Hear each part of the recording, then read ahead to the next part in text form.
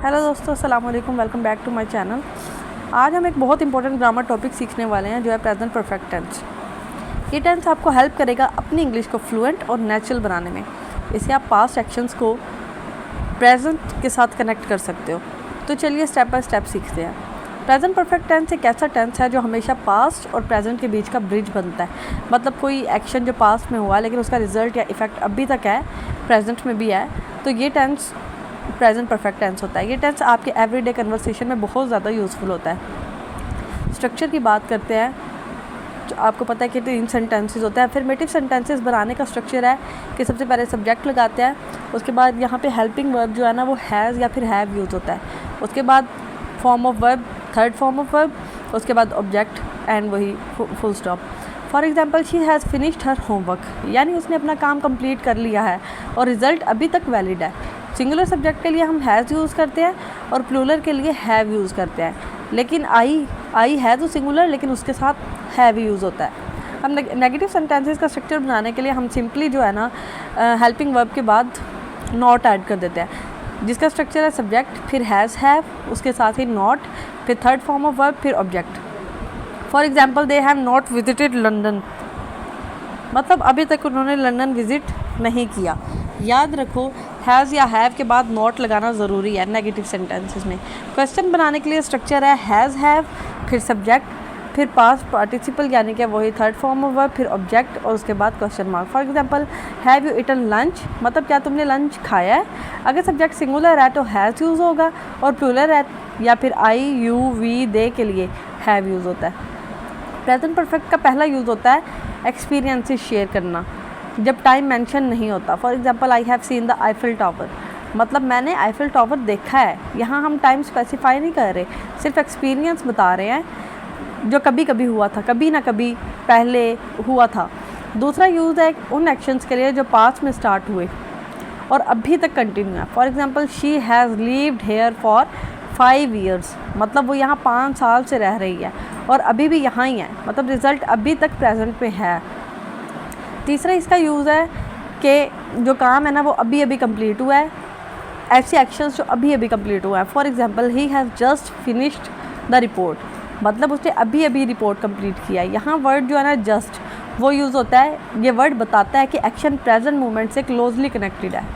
चौथा यूज़ है past actions का प्रेजेंट रिजल्ट बताना। For example, I have broken my glasses, मतलब अब मैं देख नहीं सकता क्योंकि चश्मा टूट गया है। यहाँ एक्शंस पास्ट में हुआ लेकिन उसका असर अभी भी प्रेजेंट में दिख रहा है। प्रेजेंट परफेक्ट के साथ कुछ स्पेशल वर्ड्स हैं जो अक्सर यूज़ होते हैं। वो वर्ड्स हैं already, just, yet, ever, never, for, since. ये वर्ड्स टेंस का मीनिंग क्लियर बताते हैं। अगर आप इनको करेक्टली यूज़ करना सीख जाओ तो आपके सेंटेंसेस और ज़्यादा नेचुरल और एक्यूरेट लगेंगे। जैसे अगर एग्जांपल्स मैं आपको ऑलरेडी के साथ बताऊँ तो ऑलरेडी का यूज़ तब होता है जब कोई काम एक्सपेक्टेड टाइम से पहले या जल्दी हो चुका हो।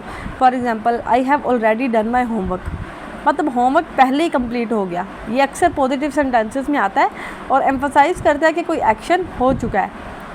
अब मैं आपको एग्जांपल बताती हूँ येट के साथ। येट का यूज़ हम मेनली नेगेटिव और इंटरोगेटिव सेंटेंसेस में करते हैं। For example, have you completed the assignment yet, अगर जवाब देना हो no I have not finished it yet, मतलब अभी तक असाइनमेंट कंप्लीट नहीं हुआ। येट का मतलब है अभी तक। अब मैं आपको एग्जांपल बताती हूँ फॉर के साथ। फॉर का यूज़ होता है किसी ड्यूरेशन के लिए, मतलब एक्शन कितने टाइम से चल रहा है। For example, we have lived in this city for 10 years, मतलब हम इस सिटी में 10 साल से रह रहे हैं। यहाँ फोकस होता है टोटल पीरियड ऑफ टाइम पे।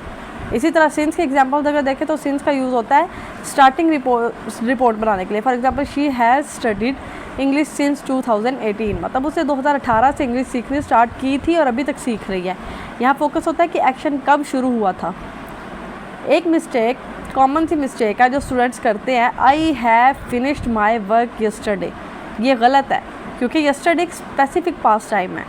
करेक्ट होगा I finished my work yesterday, मतलब जब स्पेसिफिक टाइम मेंशन है तो वहाँ प्रेजेंट परफेक्ट टेंस नहीं यूज़ होगा बल्कि पास्ट इंडेफिनिट टेंस यूज़ होगा। अब एक छोटी सी प्रैक्टिस करते हैं फिल इन द ब्लैंक्स की सूरत में। The first one is she dash visit Paris, the second one is they dash not see that movie, dash you ever dash eat sushi. Video को pause करके try करो, अगर तुम इसका correct answer, आगे हम इसका करेक्ट आंसर भी डिस्कस करेंगे। चलिए अब आंसर चेक करते हैं कि she has visited Paris, they have not seen that movie, have you ever eaten sushi, have you ever eaten sushi. आपने कितने सही किए? अगर गलती हुई है तो टेंशन मत लो, प्रैक्टिस से सब परफेक्ट हो जाता है। तो दोस्तों आज हमने प्रेजेंट परफेक्ट टेंस डिटेल में सीखा, इसका स्ट्रक्चर, उसका यूज़, उसके एग्जांपल्स। याद रखें ये टेंस एक तरह का ब्रिज है जो पास्ट एक्शंस को प्रेजेंट के रिजल्ट के साथ जोड़ता है। रोज़ थोड़ा प्रैक्टिस करो और अपने सेंटेंसेस में यूज़ करना स्टार्ट करो। All the best. अगर आपको ये वीडियो पसंद आई है तो चैनल को सब्सक्राइब करें, लाइक करें, कमेंट करें, शेयर करें और वीडियो को बेल आइकन को दबाना ना भूलिएगा ताकि आने वाली हर नई वीडियो का नोटिफिकेशन आपको मिलता रहे। तब मिलते हैं एक नई वीडियो में, तब तक के लिए अल्लाह हाफिज़।